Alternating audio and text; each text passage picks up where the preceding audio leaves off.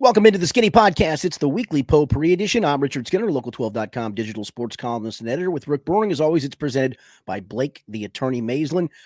Next week is kind of a little bit of a light week, Rick, because it is All-Star Baseball week, so we won't have a lot of we'll have some Reds to talk about because there'll be a break in the action.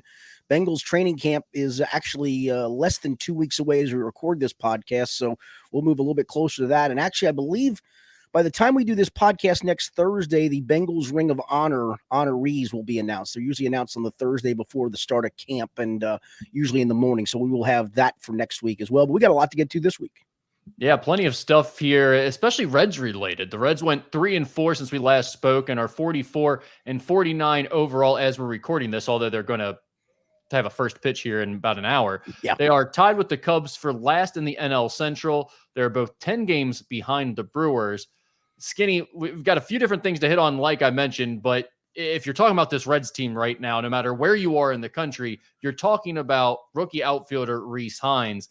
He has made quite the impression over his first 3 games since being called up to start the week. He became the first player in MLB history to record 5 extra base hits in his first 2 career games. And before he got the call, the crazy thing about this was he was hitting just .216 and striking out over 38% of the time in nearly 300 at-bats in Louisville. So a couple questions about this. First of all, when I say rookie debuts for Reds players, I'm not just talking about the first game. I'm talking about that stretch when they initially come up and they have that run and we talk about, oh, look at this debut they're making like we are with Rhys Hines. What's the gold standard for that? Is there a guy that comes to mind? Aristides Aquino? I mean, I always think about the Jay Bruce. Yeah, maybe. Because it felt like for like 10 straight days he was on fire. And maybe I'm wrong on the exact details of that, but I remember it being like almost a week or more that it seemed like he was just on fire before he started to cool off a bit. Yeah, I mean, Ellie hit the ground running pretty quick. In fact, Rhys Hines, while he did not hit a home run Wednesday, Rick, he did become just the 3rd player since 1901 to have a single, double, triple homer and stolen base in his first 3 games. The other 2, Ellie De La Cruz last year and a guy named Bill Bruton back in 1953 for the Milwaukee Braves. So even on a night when Rhys Hines, all he did was single and steal a base, he has accomplished another feat, for goodness sakes. As a Reds fan, how should you feel right now? I mean, obviously it's fun. It's fun to watch what he's doing, and you hope it continues as long as possible. And they need it. But what is the reaction to Rhys Hines? Should it be like, oh, don't get too over the top about this because they weren't expecting a lot from this guy and he wasn't performing very well at AAA? Or should you have the hope that maybe this is the punch in the arm that this team needed on the offense and in the outfield? It is, but then the question is, how long does it last? I mean, the strikeout rate, to your point, in AAA was high. Even the year before in Chattanooga, he actually had over 900 OPS and had, I think, 26 homers and 98 RBIs in 107 games and another like almost 30 doubles. So he does have pop in his bat, but the strikeout rate is high. The batting average has never been all that high, but they needed this. I mean, they needed somebody to provide some kind of right-handed hitting power and offense, and he's done it. I mean, the question is he going to be Aristides Hines or Rhys Aquino? I mean, is it going to eventually become what Aristides Aquino was? I mean, you remember that stretch. It is like, okay, he can't do it again, and he did. Oh, no, he can't hit another home run today. Oh, yes, he did. Oh, well, he can't do it for 3 weeks. No, but he did, and then all of a sudden it went. Now, the one thing I will say the difference is Aquino was pretty much a career minor leaguer at that point and kind of clearly came out of it. Rhys Hines has steadily moved up the charts, and he was a 2nd-round pick of this team back in 2019, so they've thought highly of him. The numbers haven't completely been awful except for this year at Louisville. But then the question is, because that strikeout rate, how long will it last? And he's struck out, I think, 4 or 5 times up here already. Yeah, I think he's had 12 at-bats. He's like 6 for 12. Now, he does have the strikeouts, but he has all these extra base hits too as well. 5 out of his 6 hits have been extra base hits. One of the things that when I look at the first few games, I see he's going up against the Colorado Rockies pitching staff, which is horrible. And if you watch some of the balls that he has absolutely smashed, they are pretty fat pitches. They are out over the middle of the plate, up in the zone a little bit, where he can do something with them. At the same time, I go into like Baseball Savant and I'm looking through some of the details on the play-by-play of the type of pitches he's hitting. Skinny, these aren't all fastballs. It's not Aquino where he can't hit anything but a fastball. In fact, most of these pitches that he's had his big hits on have been breaking balls. So how do you weigh that? Like, are you concerned about his ability to hit the breaking pitch, or are you more like, it's the Colorado Rockies pitching staff, and that's why he's having success. You know what I say? Think this is just baseball. Again, this isn't a guy that was completely off their radar. He was highly regarded as a draft pick. He hasn't, his progress hasn't been 3 years at Dayton and then maybe a year at Chattanooga. It's kind of been up the chain a little bit. I mean, you could argue that maybe he was just simply swinging a cold bat at Louisville. I don't think that. I mean, I'm always alarmed at the high strikeout rates, and I shouldn't be because everybody strikes out in baseball today. But if you're striking out at an alarming rate in the minors, eventually I think that'll catch up to you in the major leagues. That said, he does have power. You can see it in the numbers he's had in the minor leagues. And the home runs haven't been, fly balls that just barely got inside the foul pole down the left field line, right? I mean, they've been absolute bombs, 449 and 448. He's hit two of the longer home runs the Reds have hit this season. So I don't think it will be sustainable. I don't think you're going to talk of Rhys Hines at the end of this year having 1,000+ OPS with 20 some odd home runs. But they needed something in the short term, and they've gotten that. And good for him for taking advantage of it too. I think that difference that you pointed out between how he and Aquino were viewed is significant. And again, I said Rhys Hines, they weren't necessarily expecting a lot from him when they called him up, but I'm saying that because of what he had done in AAA to that point, and he's not one of the most highest rated prospects in the Red system right now. But at the same time, they do view him as an up-and-coming prospect still, whereas with Aquino, like you said, it was kind of already past that point. And even when you were watching Aquino, it didn't really add up. Like, he didn't exactly look the part, even though he was hitting the ball a mile. It was kind of more Willie Mo Pena-esque, where it was like he was a sideshow or a circus act. Whereas you're watching Rhys Hines, I mean, the way he's hitting the ball the other way down the right field line for the double or triple. And Barry Larkin's funny. He keeps saying he's like 6'4", 240 pounds. Like, on his roster, it says only 6'4", 215, but he is a big athletic guy that moves well, is running the bases well, just looks like a ball player overall. So it's hard not to get excited about what he's doing right now and think about maybe he could be the injection this team needs, especially with some of the guys coming back like we're going to talk about here in a minute. Maybe this is enough to give this team a little more punch to stay in it to the rest of the way.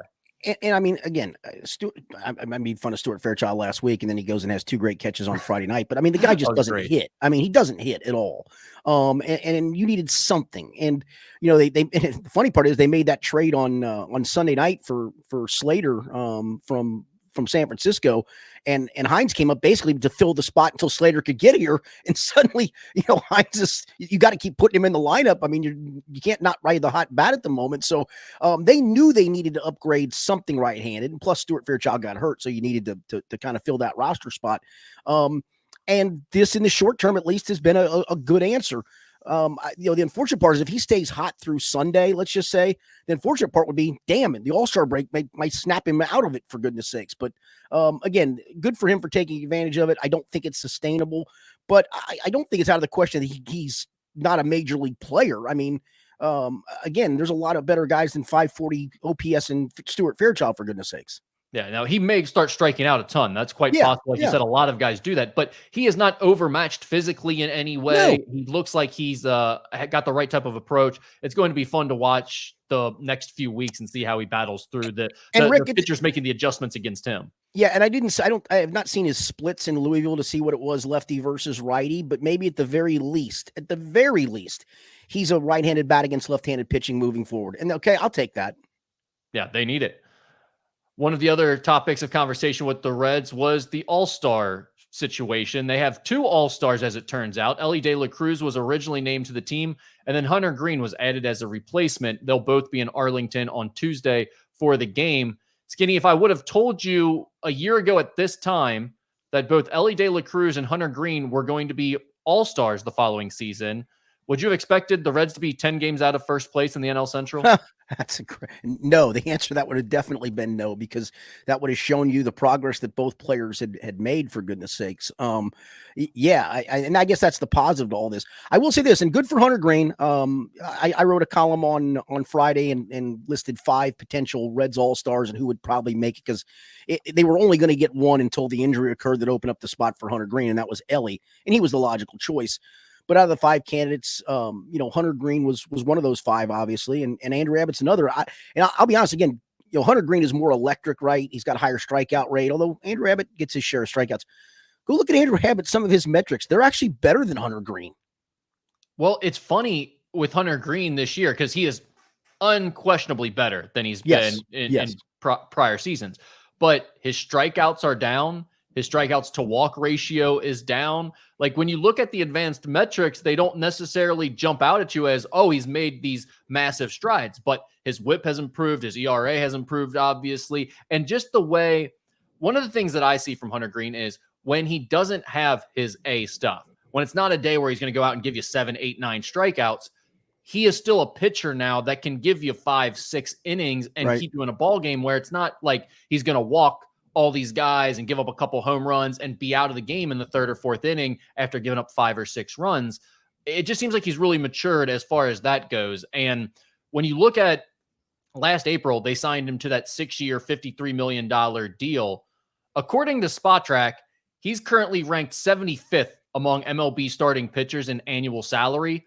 Meanwhile, those numbers that we're just talking about, ERA, whip, and I think all those can still improve. I think they're still upside with him. He's like top 30, top 25-ish in those numbers. Well, go look at his go look at his WAR. I think last week when I wrote the column, he was either third or fourth, and Abbott was either fourth or fifth. They were right next to each other in WAR, almost near the top of the list among pitchers. I mean, so that'll tell you a little bit of that as well. Yeah, I mean, even his most recent start on Saturday, the Reds came off the loss on Friday. You certainly didn't want to dig yourself another hole by losing game 2 of the series. And what does he do? He goes and throws 7 shutout innings. That's what a top of the line guy needs to do. Be the stopper, be the guy that sets you up to win. Unfortunately, David Bell set him up to fail because I did look. I don't know if you watched. They had to reattach his arm after the 7th inning because he'd thrown 104 pitches and it fell off, and that's why he couldn't go back for the 8th. So I just don't want anybody to be able to. I did see the surgery take place. The arm was reattached because he hit that magical number where your arm apparently falls off, and that's why you can't go back into a game.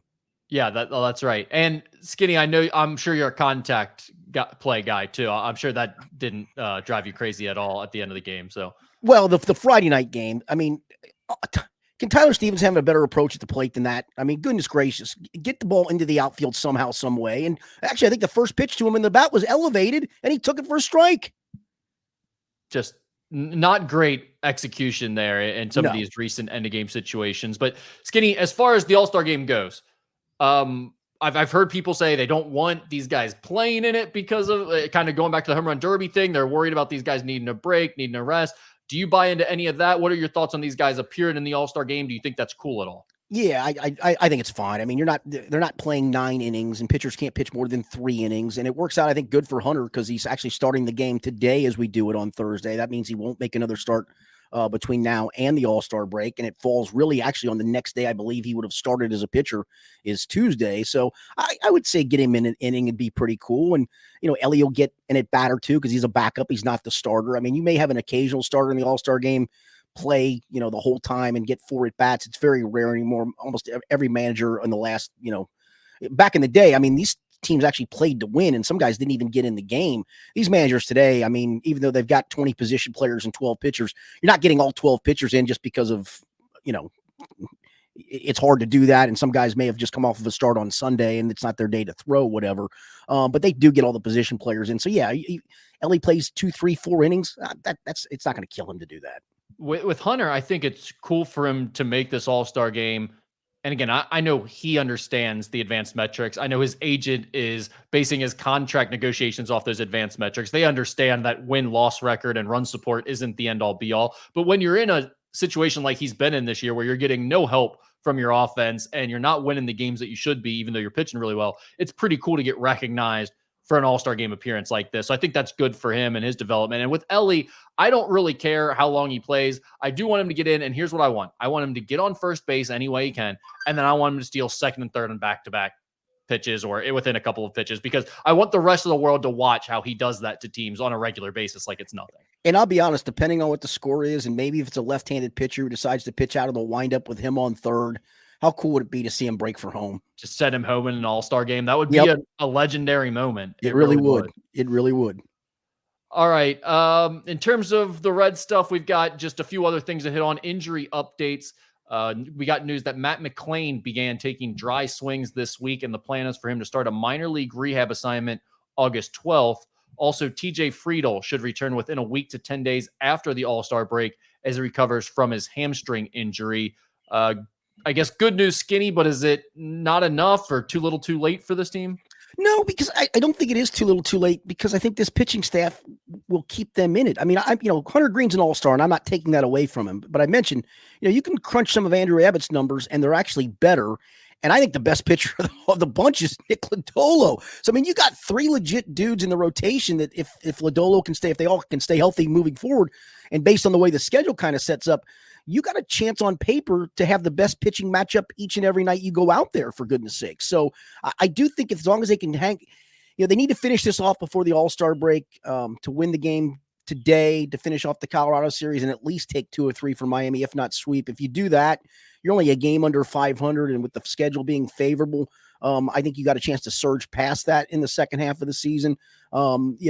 Friedel getting back will be a help. McLean, it sounds like will maybe at least get back for September. I think they've targeted August 12th for a minor league rehab assignment for him. So that gets him back for the last month. And I mean, at that point, I mean, if this team's hovering around a game and a half out of the wild card, I think Matt McLean can certainly help get you over that hump, and getting Friedel back, if he stays healthy the rest of the way, combined with that, can help you get over the hump. And I think it is kind of a big deal.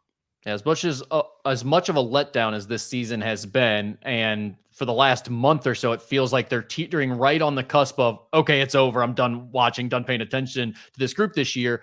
It remains interesting to me, and there's this small part of me that wants to be really excited about the idea of them hanging around because of that pitching staff. Like, if they put themselves into the playoffs somehow, some way, that pitching staff is dangerous enough to make some noise. It really I agree is. with that. Yeah, no question about it. I mean, you send out in a series right off the bat, Hunter Green, Nick Lodolo, and Andrew Abbott, rather, you got a chance to win all those games.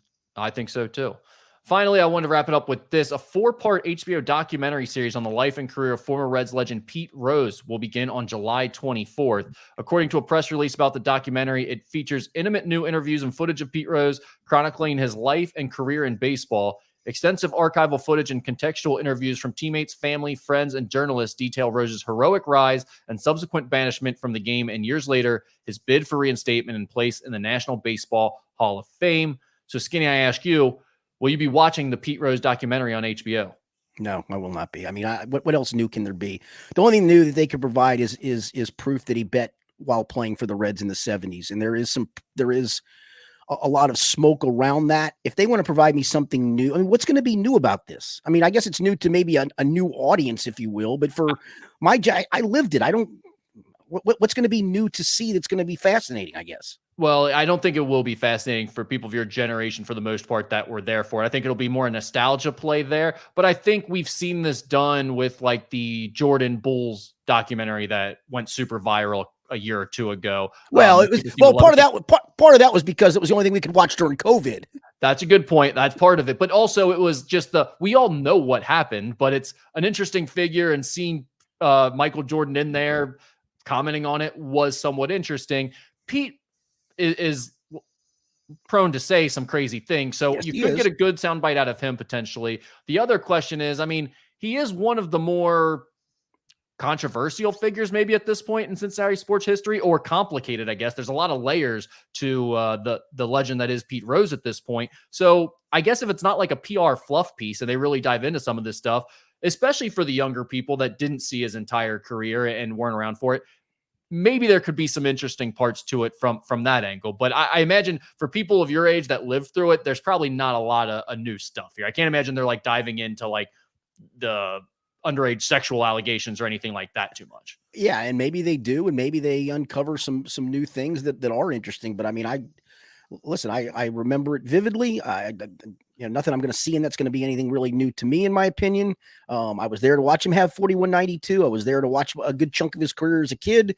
I know the good and the bad of Pete Rose. I like the good of Pete Rose, and the bad, I just look at him as a flawed human being like all of us are. And there's really nothing new to that. Again, the only thing they could do new is that they unearth some of the stuff from the 70s that maybe proves he bet on baseball in that time frame, or was something along those lines. But I don't think we're going to see that. And again, I will say this: if I find out from people that it was super interesting, I can always go back and watch it on a streaming thing. Yeah, I mean, I assume most of the local media types, everybody will be watching that, so it will be talked about a little bit. So from that perspective, I imagine we'll be hearing about it. But I'm interested to see what comes out of it, if anything. Let's move on to the Bengals, Skinny. Oh yeah, by the way, he was a client of mine at Turfway Park as well. That's actually a fact. I actually, when I worked there for a couple of years, Pete would come every so often to the track. I would take care of him, and honestly, he was great. I mean, he didn't ask for much. He just wanted to be left alone and bet, and I'd come back around and check, and occasionally ask for a Coke or something, and we'd get him a Coke and comp him a Coke. But for the most part, honestly, he was, as a client, he was great.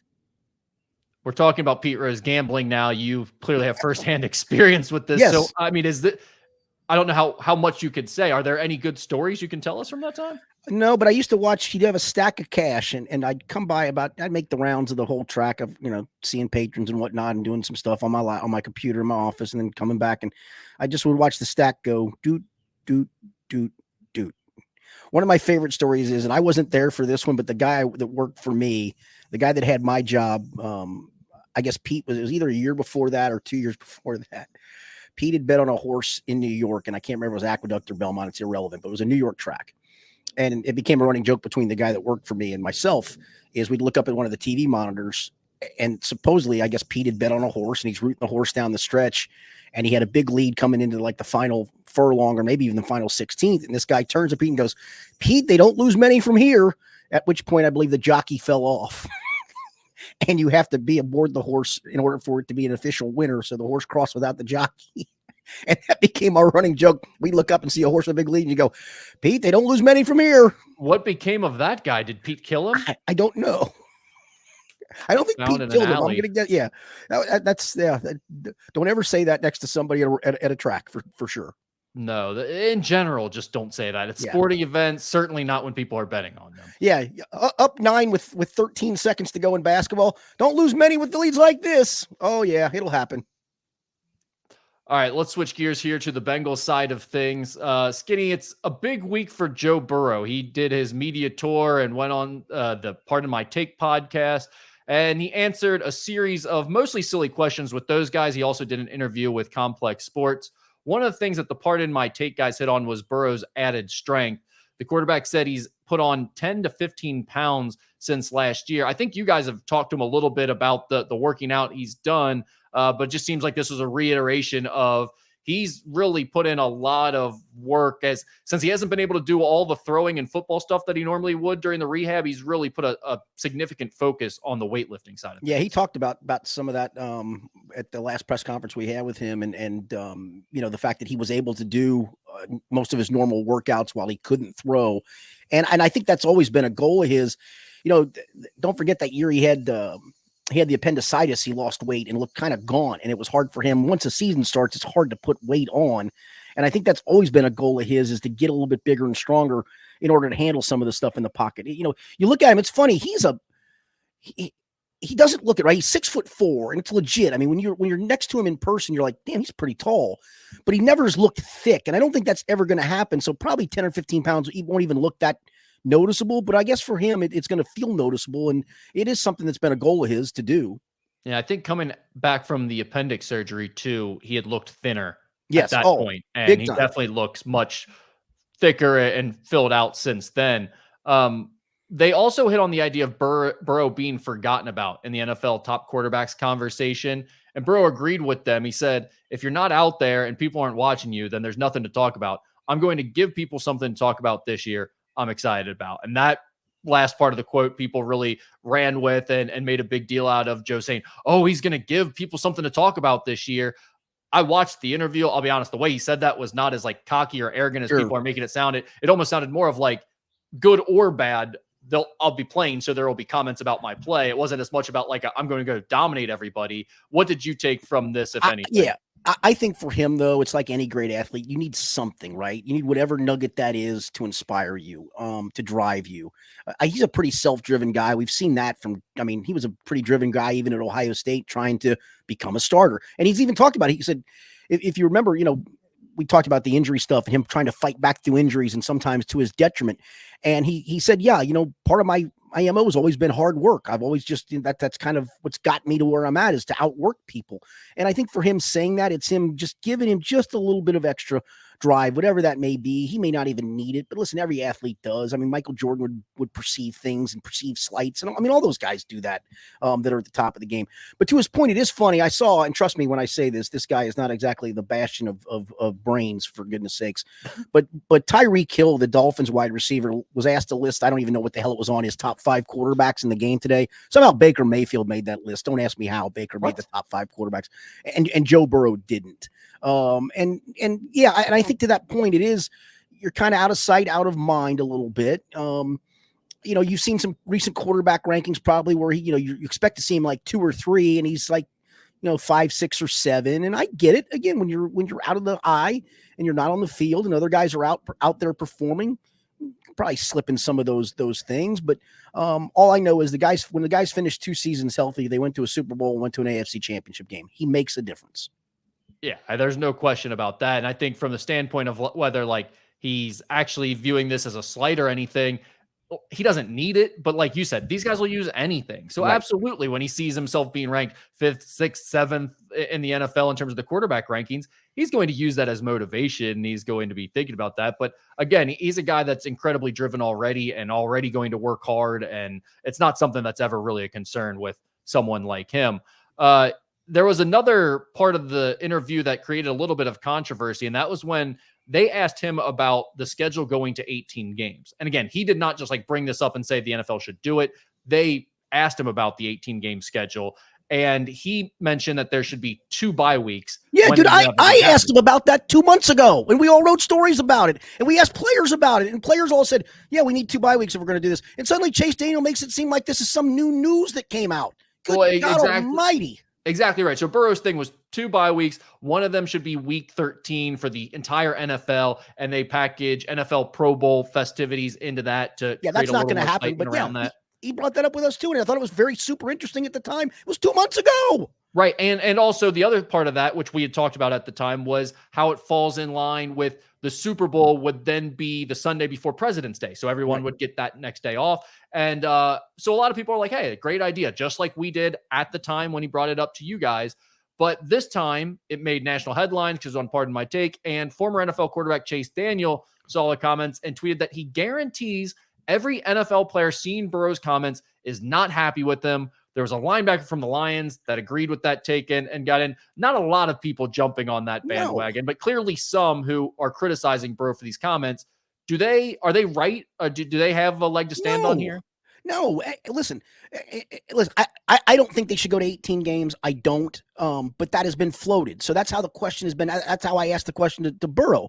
And he, I said, I think I even phrased it is 2 bye weeks if they don't have it a non-starter, and he gave a great answer to it, kind of similar to this answer, and then came up with hey, maybe they do something, instead of the Pro Bowl, you do one of those bye weeks is an All-Star week like the NBA, and I'm like, well, that's not going to happen, but okay, you're at least thinking outside the box. I'll give you some credit for that.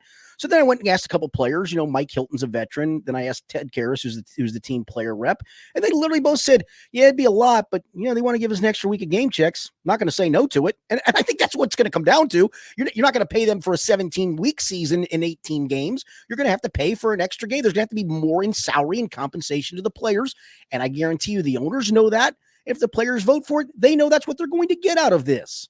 Yeah. Now, from an NFL Players Association standpoint, I completely understand that if you're trying to fight against having an 18-game schedule, and this topic keeps coming up, the question keeps getting asked, and players are talking about it already as if it's a foregone conclusion that it's going to happen, that does chip away at your negotiating power. I completely understand that. But guess what?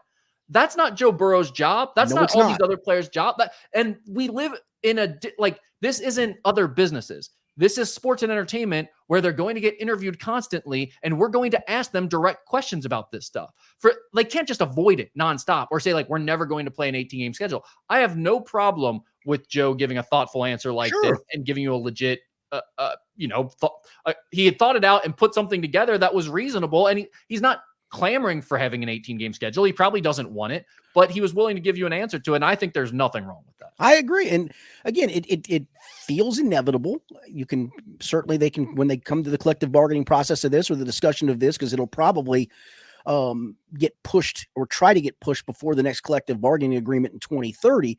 If players feel that it's inevitable, they believe it's going to happen, then they want the next bargaining part of that as, hey, if you're going to do this, A, I want an extra game check, which is going to have to happen. And B, there's got to be a second bye week. Okay, that's perfectly logically fine. It wasn't Joe Burrow going, I wish we played 18 games, and if we do, yeah, I'd probably like to have a second bye week. And no, there was an answer to a question for the second time in 2 months, and he answered it the same way, and I thought very thoughtfully. And so did the players I went to in the locker room right after that to add to the story. The player rep in Ted Karras and Mike Hilton, a veteran who's been through this, and they both said, listen, it's a lot. I mean, 18, and it is. I mean, 17's a lot.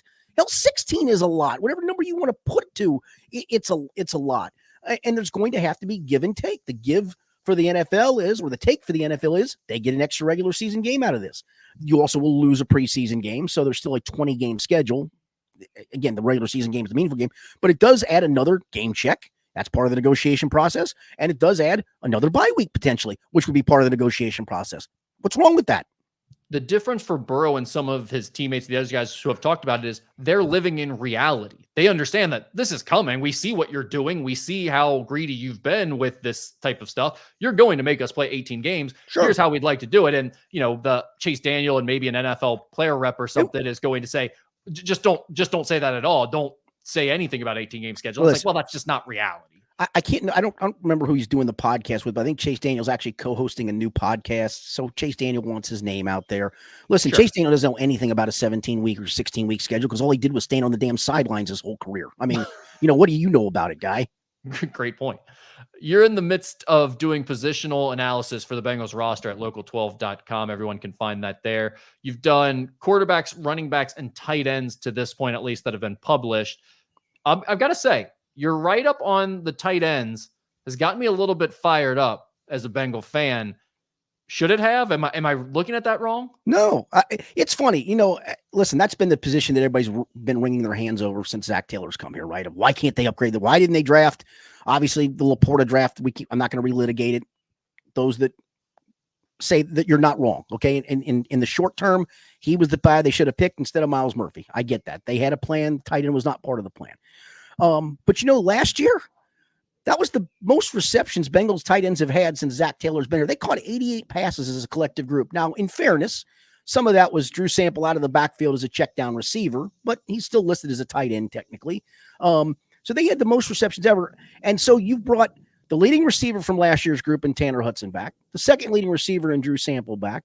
You've added Mike Gesicki, who, again, he's probably not where he was at the height of his Miami career, but he's not all that far removed from a 3-year span in Miami of averaging about 65 catches a year for about 650 yards. And again, playing in an offense where the tight end is single covered 98.7% of the time because of what you're trying to do to the guys on the outside and the things you can do with Mike Gesicki. And oh, by the way, then you also did spend 2 draft picks at that position. So it's the deepest they've had. You can do there's a lot of different skill sets you can do. The unfortunate part is none of these guys, other than the potential rookies, probably Eric All, and he may wind up starting the year on the injured list because he's coming off of knee surgery from last year. The funny part is none of these guys are like 3-down guys because, Drew Sample, while he did play on 3rd down, it was in that blocking back role. And maybe that's the role again for him this year. Maybe they say, hey, it worked out so well for us last year there. We're going to use you again in that role. But Tanner Hudson is not a great inline blocker because he played mostly a flexed out receiver in college. Gesicki's really more of a flexed out receiver and not an inline blocker. So you don't really have that 3-down guy, but you have a lot of different things you can do with these tight ends, in my opinion.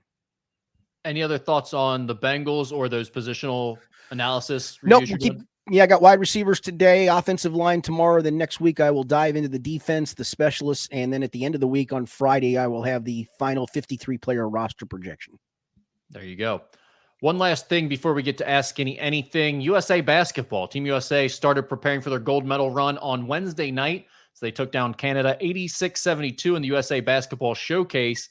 Anthony Edwards kind of made some news this week, Skinny, when he was asked on Sunday about his role with Team USA at the upcoming Paris Games, to which he replied, quote, "I'm still the number 1 option. Y'all might look at it differently, but I don't. They've got to fit in around me. That's how I feel." He came off the bench. He was one of the best players in Wednesday night's game. Do you have an issue with Anthony Edwards saying he's the number 1 option for Team USA? That's just him, right? I mean, that is just him, and that's fine. I mean, you can feel that way. It doesn't mean the coach is going to coach that way, and it doesn't mean that you're going to get isolation plays all the time because of that. They're going to send all the other. No, you're a part of a pretty talented group. The ball's going to move, and he'll move the ball too. The one thing I'll say about him is it's not like he's some black hole that shoots it 50 times and makes 10. He gets his because he's able to get his, but I do think he's a pretty team-oriented player, to be honest with you. He was passing fantastically in that game. And, the funny thing about a guy like this is there's two parts of it. One is he's really good and he is a killer. So as soon as he came in the game, he started lighting it up and kind of turned it around for them because they were getting hammered by Canada to start. They missed like their first 6 or 7 shots. And the other part of it is he's kind of got like, there are other guys out there like this. Like I would put maybe Russell Westbrook in a category where it's like, he's kind of just a crazy guy. He's super confident. He's going to say whatever. So it's like, I don't think his teammates have any issue when he gets around a camera and he says something super arrogant because 1, they know he backs it up with his play. And 2, that's just who he is. He says things like this all the time. So like, I don't think anyone on Team USA is getting too worked up about it. Now, if he went out and he stunk, then there's no doubt these guys would be ripping on him and talking about that behind his back and making fun of his comments and stuff like that. But that's not who he is. He's really good. He backs it up.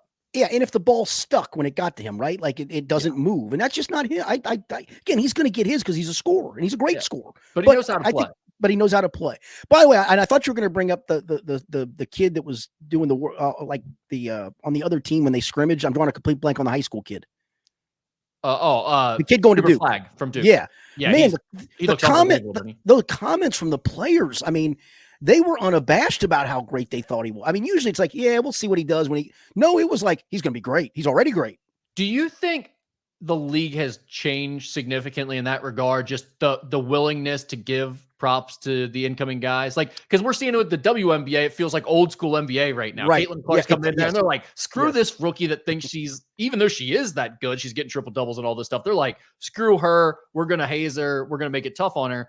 In the NBA, it doesn't seem like it's quite like that anymore. And Cooper Flagg is one of those types of guys. He's getting tons of hype. He was huge on social media before he even got to Duke. And now that he's there, he's clearly going to be a huge story in college basketball this year.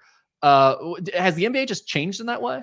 I guess so, just because there's so many young guys that come in. I mean, the one and done era maybe helped with that, where guys literally not only came into the league, but a lot of them were just ready to hit the ground running and play right away. And, if you're a player in the league and those guys are able to do that, as the old saying goes, ball knows ball. And I guess you could argue WNBA people should know that, but I do think, to your point, I think it is more old school at the moment, and that might change too. I mean, you don't see one and doneers coming into the WNBA. I mean, Caitlin Clark had a full college career. Angel Reese had a full college career. I mean, they all had college careers, and maybe that's part of it. Is, hey, I know you went through the college thing, but you ain't played pro ball yet, and we'll see if you're ready for what we've got. I kind of like that a little bit too. I mean, some of it was obviously taken, the one foul by the Kennedy, what's her face girl, took it a step too far with Caitlin Clark. But no, I just think that because so many of these guys are able to come in and play right away, that I think guys respect that they're able to do that. I can't account for why the WNBA is still like it is in 2024. Maybe it's just because it's not as advanced. But with the NBA, men's basketball, I should say, I think it's so transient in some ways. Like even all the way down to the high school level, it's like these guys transfer from high school to high school. They play from AAU team to AAU team in the same summer, never sticking with one. Then you get to college, and it's like transfer portal. You're bouncing around to different teams. And NBA, obviously, you have free agency. I almost wonder if it's just like there's not as much pride about being like it's us against the other guys because we're all on the same team. It's like I've got new teammates every year, so I don't really hate any of these guys like I used to. It's kind of like they're all going to be my teammates one day. Yeah, I mean, back in the day, I mean, the Bulls were the Bulls because of the core. The Celtics were the Celtics because of the core. The Lakers were the Showtime Lakers because of the core, right? So it was them against the rest of the league. And the bad boy Pistons they had that same core, even 1 through 10, for goodness sakes. And I think to that point, you're right. It is way more transient today than it used to be. And it is, it may be, you're playing on a team against a team that guy, to your point, was your college teammate. And maybe another guy was your AAU teammate, and then on another college you were at, that other guy was your college teammate. So yeah, it's more of a fraternity to a degree. Yeah, and I think that's kind of like a learned skill of that, like us against them, or the camaraderie of like we're gonna fight as a team together. It's when you do that team after team, it's one thing, but now you don't have that anymore. You go for a team for a little bit and you move on to the next one. And I think that's just changed a little bit. Are you in on USA basketball? Is that something you're interested in? Yeah, I didn't see them play Wednesday night, but I'm looking forward to it probably when they get closer to the Olympics and into the medal round. Probably. I mean, don't they play like the Sudan in the first round in like the Olympic pool play? I think so, but that's the thing about this showcase was Canada's got all these NBA guys, Yeah, Shai Gilgeous-Alexander and Jamal Murray, and a handful of them. Dylan Brooks was out there fighting with LeBron, all types of stuff. So they're going to be a problem in the Olympics. It ended up being like a 14 or 15 point game, 86-72. But they were up early in the game, and it was fairly close throughout. They're going to be a problem. They just are a little undersized, I think. And who's coaching Team Canada? What's that? Who's coaching Team Canada? That's a good question. I do not know. If he's an NBA guy. I'll look it up. I know RJ Barrett's dad is the GM, but I don't know who the coach is. I can't remember. But I do think this is as fun as it's ever been to watch Olympic basketball from a USA perspective, because the rest of the countries really have caught up more. So, I mean, it used to be just a total exhibition. It's going to be a total clown show when they go over there. They'll do whatever they want. Now it's actually more difficult for them to win. And it's always been like an elevated all-star game for me. It's like you get to see the best players in the world play all together on the same team, but in a meaningful format. Yeah, exactly. Yeah. In a meaningful format.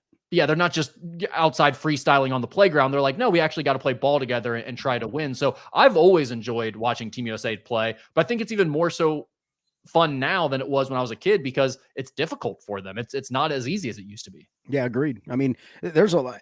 I guarantee almost everyone, when you get to the medal round, or maybe even some of the pool play too, you're going to go look at that kind of go, wow, they got 4 NBA dudes on it. I mean, holy cow. Like the Jokers group. I mean, there's going to be some teams like that where you just, all of a sudden, to your point, like Canada, I wouldn't have known they had all those guys on Team Canada.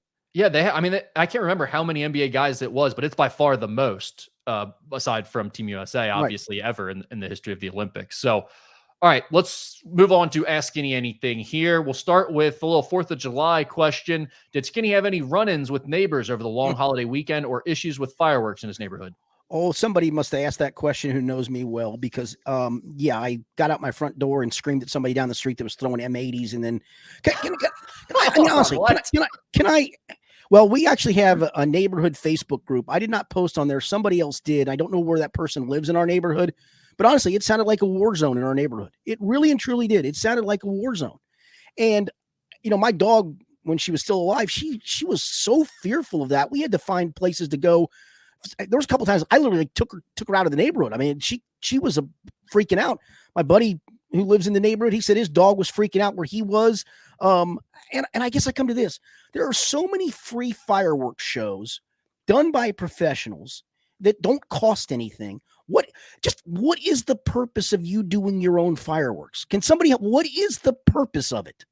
Even worse than that, I watched adults, and granted, I live in Newport, so this is a little bit par for the course, but I watched grown men with no kids around light up firecrackers in the middle of the day. Oh, sure. What? Like the ones that go up at night, you see them, they blow up.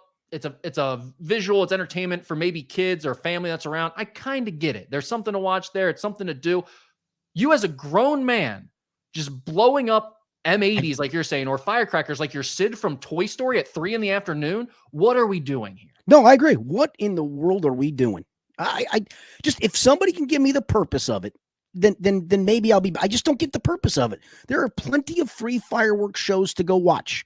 There really are all around this area now. I went and watched one on Thursday night. We went to the Pops concert on July 4th night. On the 4th of July, we went to the Reds game the next night. They had a fireworks show, and actually it's the first drone show. I got to say this. I'm not a big fireworks guy.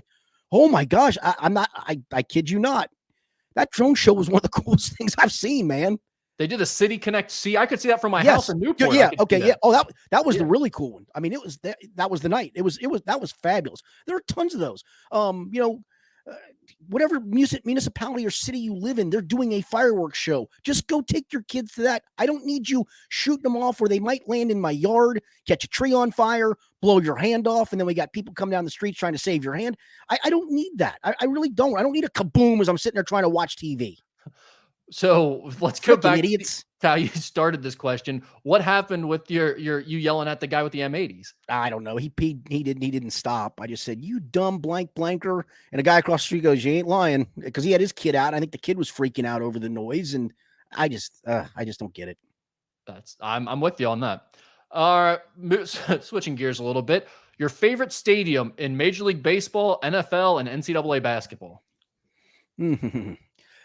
I will tell you an underrated arena in college basketball that I loved. It's no longer used by the school, but I loved it. And maybe because I went and watched other events there, basketball events there as well, including a pro team and then high school tournament. I loved Freedom Hall. Did you go to Freedom Hall much? Yeah, for the but it was a little bit long in the tooth by the time I got there. It was for like the Derby Festival Classic game. They would always have it there. So I covered multiple events there. Yeah. For sure, Madison Square Garden. I think you would agree with that. I mean, it's an NBA arena, but I covered a Kentucky. It was actually Kentucky played in a tournament there when I was covering Kentucky. They actually lost both games, if I'm not mistaken. They lost to St. John's and lost to UCLA back when Mike Jarvis was the coach of St. John's, and what's his name? Steve Lavin was the head coach at UCLA. Remember Don McClain? Yes. He was playing for UCLA then, and I love the way Mike Jarvis used to say this guy's name. His point guard at the time was Omar Cook, who didn't make it in the NBA, but was a terrific high school point guard and really good college point guard. The Garden and it's so iconic. College wise, I don't know, maybe because I saw so many great games there in the late 90s, early 2000s when Kentucky and Florida were going together. The O'Connell Center at Florida, it's so damn loud. It's not very big, but man, does it get loud. That's a sneaky one that I hear from time to time. Like, everyone always says like Cameron or, the staples that you hear, Fog Allen. But Florida is one that you hear every now and then as kind of a sneaky gem, I think. Yeah, I like Vandy's because it's just a goofy setup. Yeah. Press row is like below the floor, and then they got the benches on the ends. I think they've changed. I think now their press row is up, but back when we covered it, we actually were sitting where we were looking up at the floor. It was a weird vantage point, but it was a kind of a cool one to look through. And I'm trying to think. That's probably about the main ones for me. I've not been to Fog Allen. I've not been to Cameron. I didn't think much of the Dean Smith Center. I thought it just reminded me just of a big blah. Probably Rupp Arena feels that way too. It's just a big blah. It's not the greatest arena in the world, in my opinion. And I've not been to Pauley Pavilion. I think Pauley Pavilion would wow me just because of the history. I've had friends that have gone to Fog Allen when games aren't being played just to walk in it, and they've done I just can't believe how cool that place is. And it is. There's just the history to that. So yeah, I would love to go there. I would agree that Madison Square Garden is an absolute palace. It's one of those that you walk in, it's just instantly like, oh yeah, this is way cooler than any other arena I've been in before. Are you done with your college basketball arenas? I just want to make sure before I say what I'm about to say. Yeah. Well, I got the NFL and the Major League one to go. Yeah, pretty much. How about I'm very happy that you did not say Hinkle. I liked Hinkle just because of the history of it and the fact that the light shines through. And I actually went there as a fan for a day game once and thought it was kind of cool and odd. But it's okay. It's okay. If Hoosiers didn't exist, no one would think that gym is cool. Maybe. I do like the old school window with the sun coming through it during a day game. It's just weird enough for me to be kind of cool. Yeah, Hinkle's fine, whatever. It's nice that it's there if you're a team in the Horizon League, but people that act like that is some iconic college basketball arena are crazy. I'm sorry. And I'll be honest, the two now here in town, I've always loved Cintas Center. There's not a bad sight line as a fan, in my opinion. It's easy to get in and out of. It's just, I like the layout of the arena. And since they've redone Fifth Third, I think Fifth Third is really, really nice. I've seen only a couple of games in the redone one. The old one, literally, it was depending on where you sat, was the matter of whether you had a good experience or not. They did a good job of fixing Fifth Third and making it look nicer inside. There are some issues with the lower level, like corner seats and rows, and the way the I haven't sat in those. Stick out. And you're like when you're walking up there to their media section in that corner, it's like there isn't an actual row sometimes in the stair. Like people's knees and stuff are out in the middle. It's very weird how it's set up. It's not like a straight row. I don't know how to explain it. It's just kind of janky there. And I think they had to sort of shoehorn some things in that didn't exactly fit. And I'm old enough to have seen games in Schmidt Fieldhouse and the old Armory Fieldhouse at UC. So I take these as like meccas. Yeah. And I do think, I mean, both of them are very nice arenas at this point. I do think Cintas is fantastic. Not just locally, but nationally, I think it's a really good arena. I do too. I think the court looks great. I'm with you in that regard. By the way, I actually saw Phil Jackson coaching in the CBA at Old Schmidt Fieldhouse, because that's where Cincinnati's CBA team used to have its home games. Wow. How about that? Who else was involved in that game? Anybody? Like any players that we would know? I think Victor Fleming was the point guard, former Xavier player. Former Xavier, yeah. So, and of course the famed John Moose Campbell. Wildman used to love John. Yeah, he used to love the Moose. But yeah, Phil Jackson was a coach for the Albany Patroons. What about MLB and NFL? MLB, I mean, again, this is going to be the simple answers in my opinion. And if you've been, Wrigley Field is just one of a kind, man. It just is. I've been in it on both. I've been sitting behind home plate. I've sat down the first baseline. I've sat down the third baseline. I've not sat in the bleachers, but I actually I did one of the rooftops across the street once. Nice. It's just it's the coolest experience in my opinion. Probably the most iconic one I've not been to, because I've been to most major league ballparks. I love the old Angels Stadium, believe it or not. Before they redid it, I thought that was actually pretty cool.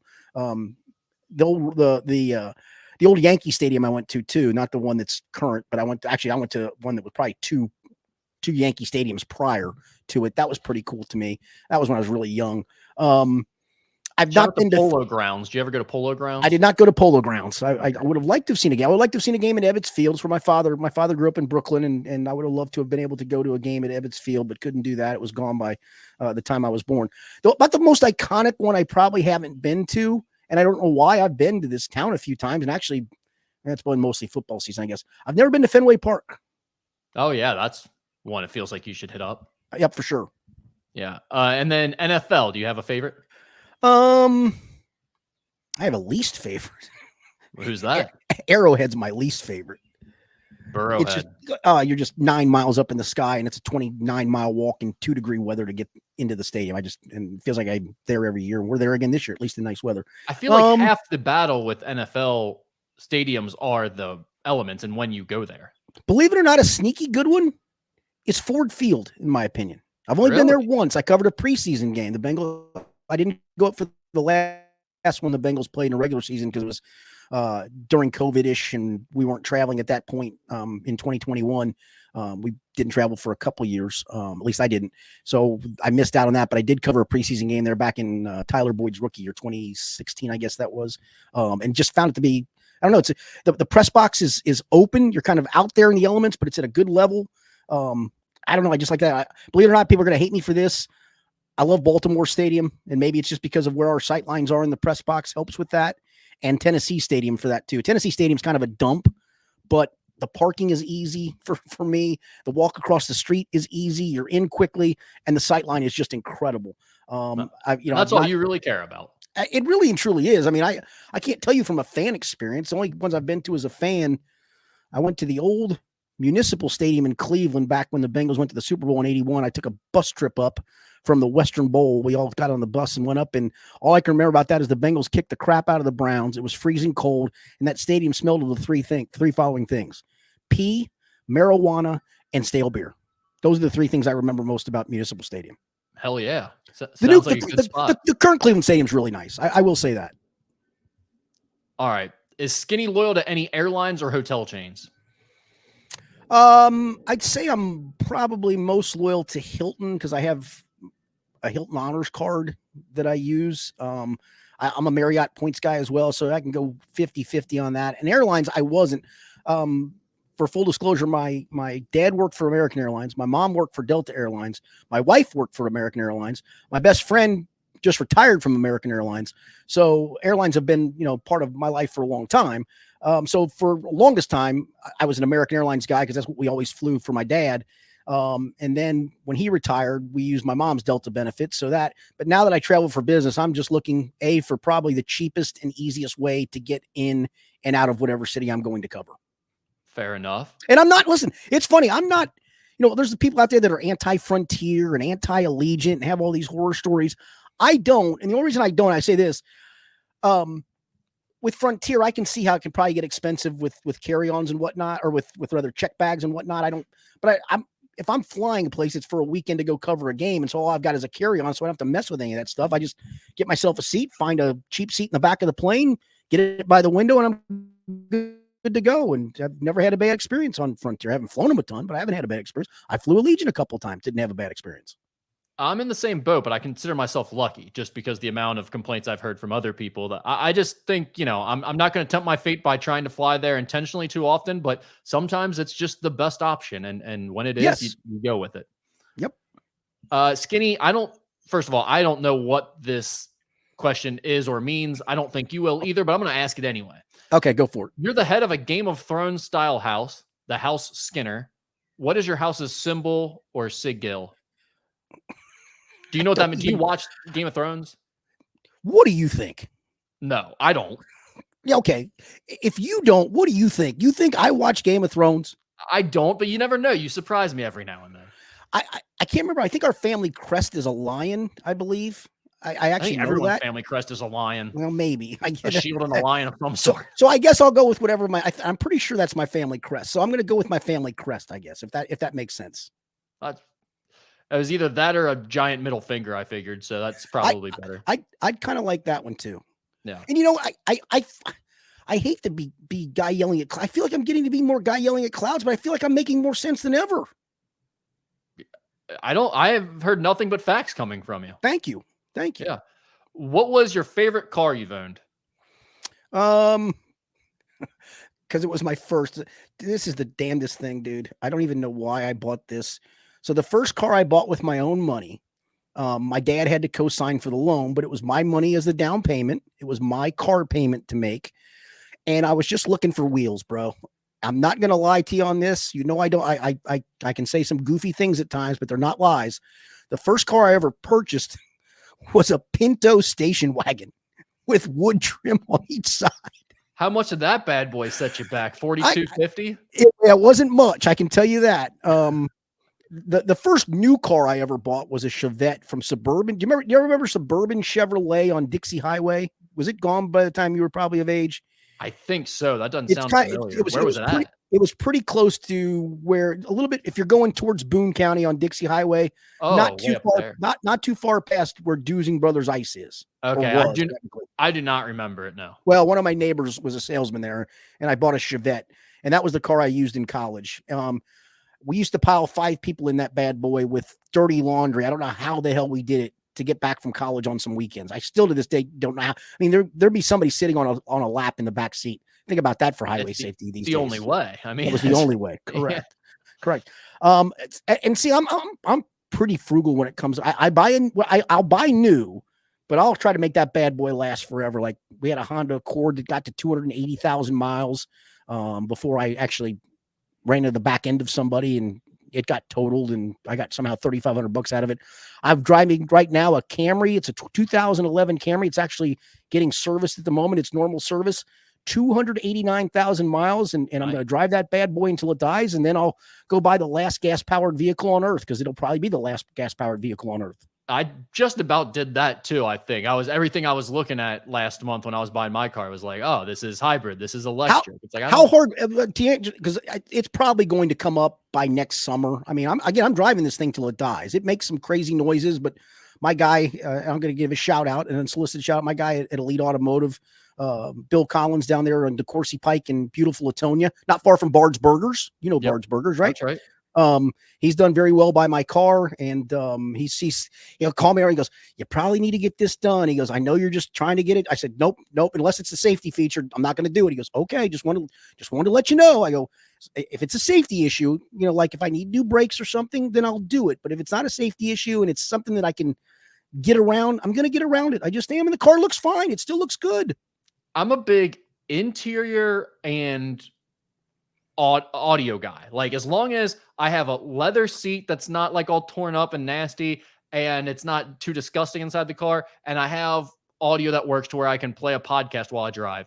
Once you get in a car, they all feel the same like 30 seconds in.